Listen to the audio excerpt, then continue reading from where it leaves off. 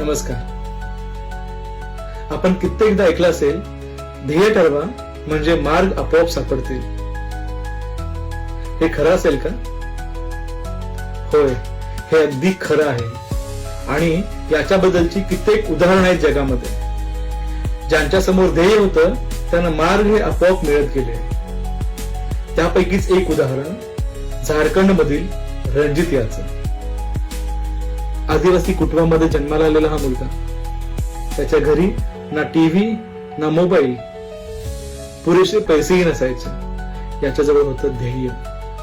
याला बनायचं होतं पायलट. या ध्येयापुढं तो कधी थांबला नाही.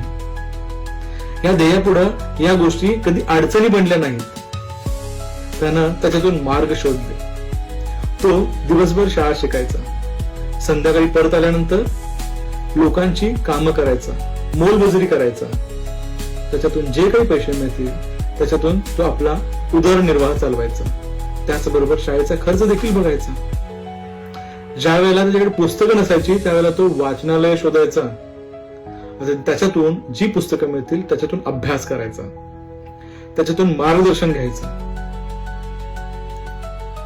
त्याला ह्या अडचणी कधी अडवल्याच नाही त्याच्या ध्येयापर्यंत पोहोचण्यासाठी. हा मुलगा वयाच्या 23व्या वर्षी कमर्शियल पायलट बनला.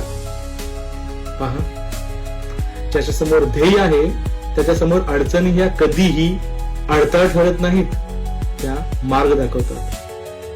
ज्याच्या समोर ध्येय आहे त्याच्या समोर गरिबी ही कधीही प्रॉब्लेम बनत नाही, तर ती प्रेरणा बनते. म्हणून मोठं ध्येय ठरवा. ते मिळवण्यासाठी कायम कार्यरत राहा. मार्ग आपोआप सुचतील. फक्त चालायची तयारी ठेवा.